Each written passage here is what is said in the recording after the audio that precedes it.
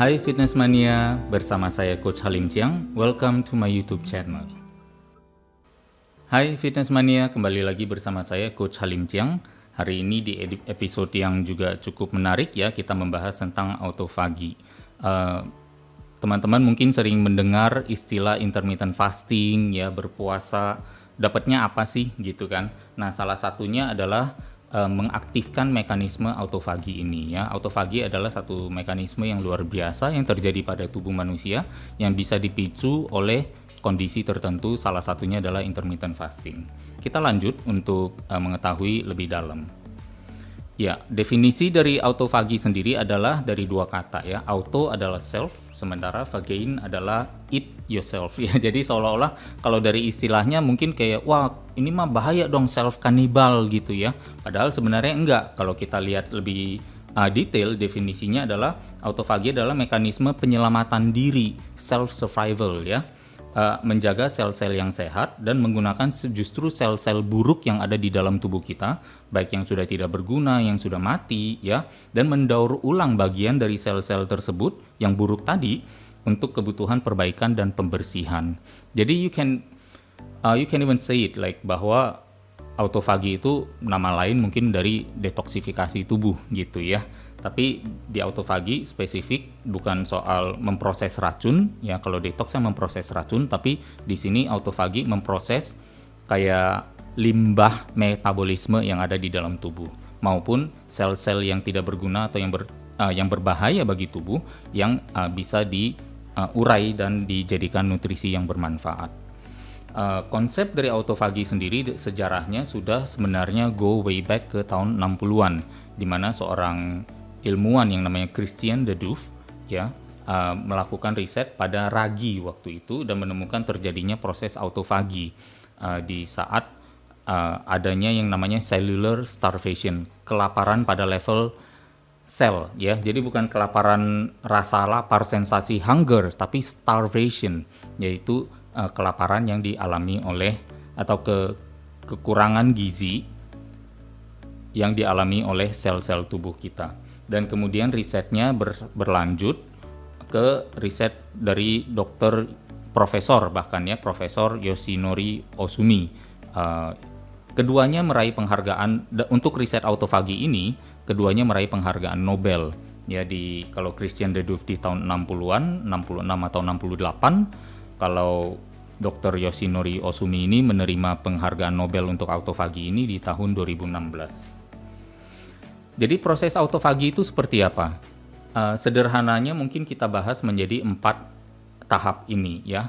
Pertama adalah tubuh mengidentifikasi bahwa ternyata ada yang namanya autofagosom atau misalnya protein-protein buruk yang ada di tubuh kita ya. Dalam hal ini bahkan sel-sel buruk, sel-sel mati ya, bahkan yang lain-lainnya deh, yang mungkin kita temukan aneh, benjolan di tubuh kita bahkan ya, itu yang sebenarnya mulai dikumpulkan dulu oleh tubuh, dan di tahap kedua adalah ditransport ke tempat yang namanya lysosom.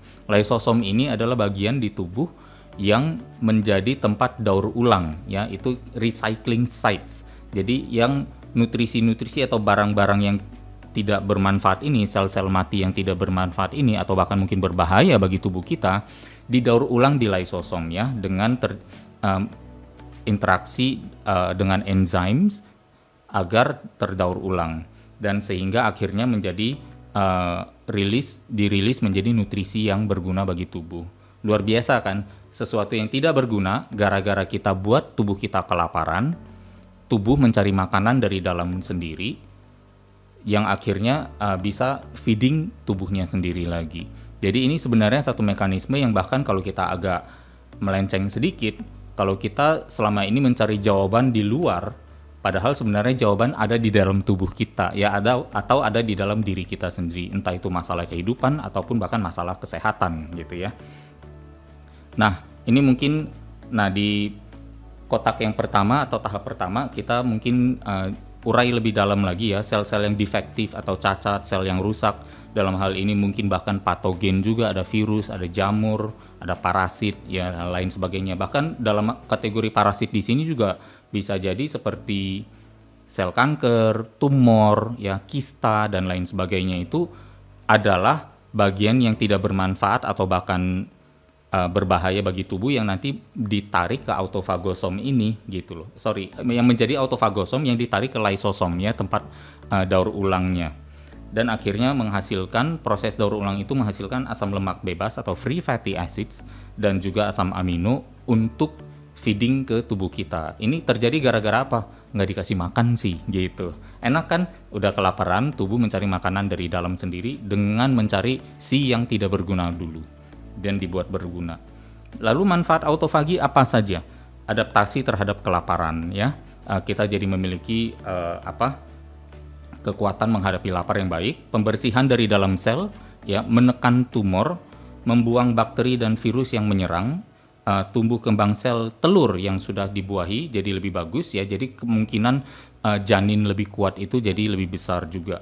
Hadirnya antigen yang mengaktifkan respon imun dan panjang umur. Nah, sebelum saya bilang ini adalah klaim medis ya, karena saya dari awal membuat channel YouTube ini selalu bilang there's no medical advice here ya.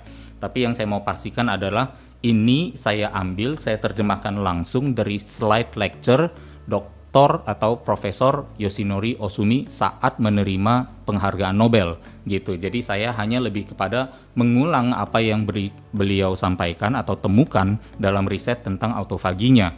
Berarti manfaat-manfaat ini sebenarnya sudah cukup tervalidasi secara ilmiah dan bukan hanya 2 riset dari tahun 66 dan tahun 2016 aja, tapi sebenarnya dalam periode rentang hampir 50 tahun itu atau 50-52 tahun itu, ratusan juga penelitian tentang autofagi sudah terjadi dan ini adalah hasil-hasilnya.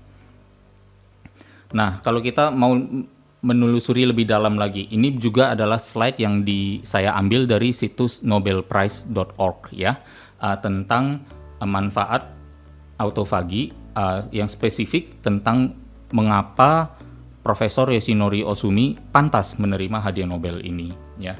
Intinya adalah autofagi memiliki begitu banyak manfaat kesehatan bagi tubuh kita ya, yang berhubungan dengan bahkan regenerasi, berhubungan dengan awet muda, berhubungan dengan kita membuang banyak penyakit dari tubuh kita, meningkatkan daya tahan tubuh dan lain sebagainya. Jadi luar biasa sekali. Nah, lalu sekarang kita bahas bagaimana dong saya mengaktifkan atau autofagi ini bisa terjadi di tubuh saya gitu. Ini pasti adalah pertanyaan selanjutnya. Tidak diproduksinya insulin adalah salah satunya. Berarti apa? Udah langsung tahu. Kalau lagi makan atau misalnya kalau ketemu makanan, jangan makan yang mengandung karbohidrat karena karbohidrat berdampak pada respon insulin, diproduksinya insulin dari dalam tubuh. Kalau tidak ada konsumsi karbohidrat, maka produksi insulin juga tidak akan terjadi di dalam tubuh kita. Tingginya kadar glukagon ya, yang berarti memang alami terjadi saat insulin tidak muncul, glukagon bisa meningkat secara alami ya. Bonusnya adalah produksi growth hormone atau hormon awet muda dan juga kadar lemak yang turun. Diraih dengan cara apa? Berpuasa selama berapa jam untuk bisa mendapatkannya. Tentunya ya, kita tidak bisa langsung berpuasa cukup lama, sementara riset mengenai autofagi pada tubuh manusia terjadi sesudah 20 jam, bahkan ada yang mengatakan 24 jam atau bahkan 30 jam baru terjadi gitu. Ya berarti lama banget gitu. Boleh minum air nggak? Boleh. Ya minum air bisa, tapi tidak bisa mengkonsumsi makanan padat maupun minuman yang mengandung kalori. Ya. Coba dulu berpuasa misalnya 12 jam dulu ya. 12 jam berpuasa, 12 jam makan, yang namanya jendela makan ya, bertahap supaya meningkatkan pelan-pelan kita adaptasi ke sana, kemampuan kita.